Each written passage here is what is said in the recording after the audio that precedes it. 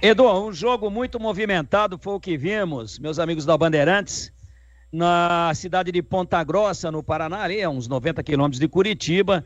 Primeiro tempo todo ele da equipe do Operário Ferroviário, né? A Ponte teve lá uma jogada mais aguda com o Gabriel Novaes, aquela característica dele que nós vimos em duas oportunidades contra o Amazonas. Ele pega a bola na beirada, sai por dentro, pega na esquerda, traz na diagonal, leva a bola para a perna direita e bate. Bateu, tirou um pouquinho demais do goleiro Rafael Santos e do poste esquerdo da equipe paranaense e a bola não entrou, coisa de 2 metros fora da linha do gol. Então, essa única jogada mais aguda da Ponte no primeiro tempo.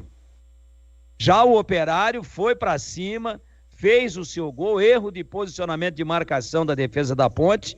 Quem vai para a bola é o Sérgio Rafael, ele perde o tempo, sobe, não chega na bola e ela cai entre os dois volantes da Ponte. Cai entre o Dudu Vieira e o Emerson Santos e entre os dois aparece o zagueiro William Machado e cabeceia para o gol e o Pedrão falha. O Pedrão vai para a bola, uma bola absolutamente defensável, ele estava no lance, mas ele vai com a mão mole e acaba espalmando para dentro do gol. Aí teve bola na trave, teve um gol incrível perdido pelo número 31, Ronald, novamente numa bola de linha de fundo, novamente numa bola pelo setor de lateral da Ponte, lateral direita da Ponte, em cima do Igor Inocêncio, que era o mapa da mina, muito explorado pela equipe do Operário de Ponta Grossa. Terminou o primeiro tempo, a Ponte muito próxima de sofrer o segundo gol, mas conseguiu levar para o intervalo no placar ainda mínimo de 1-0, claro, portanto, no jogo e com possibilidades para o segundo tempo.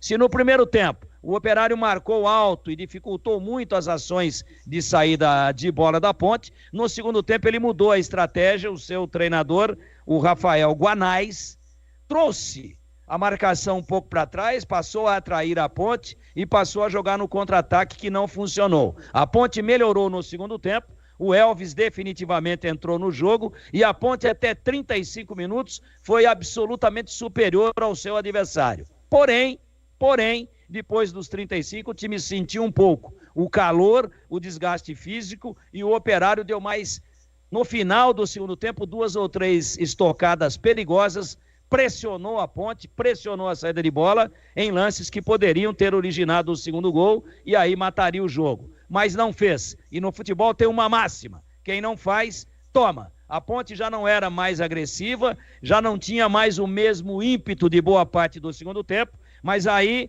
fez uma bobagem. O alemão, Fagner Alemão, zagueirão, tosco, violento da equipe do Operário, fez uma falta muito pesada em cima do Matheus Regis, foi expulso, cartão vermelho direto, e aí, lógico, ficando com um jogador a menos, finalzinho da partida, já depois dos 48 minutos, o treinador resolveu não recompor, e ficou um buraco ali, e nesse buraco se meteu o Dodô, que havia entrado no lugar do Risso, o Risso deixou o campo, aí entrou também o Jean Carlos para fazer a do Risso, né? O Jean Carlos, que no primeiro momento entrou para fazer a segunda linha, ele entrou no lugar do Iago Dias, depois voltou para a lateral, saiu o Risso e estava ali fazendo uma meia água pelo lado esquerdo, o Dodô. E a bola entrou, porque o Operário, que tinha uma marcação muito eficiente, ficou com 1 a menos num lance isolado a 51 minutos. O Emerson, que veio lá da Inter de Limeira, enfiou a bola pelo meio da defesa, o Dodô pegou e com muita perícia levou a bola para a perna esquerda e fez um golaço. Ele que é destro, empatando num grande resultado para a Ponte, que acreditou até o final e teve como mérito isso, não ter desistido nunca do resultado. Para mim, 1-1, comemorado como se fosse uma vitória da Macaca, lá em Ponta Grossa, no Paraná, meu queridíssimo Edu Pinheiro.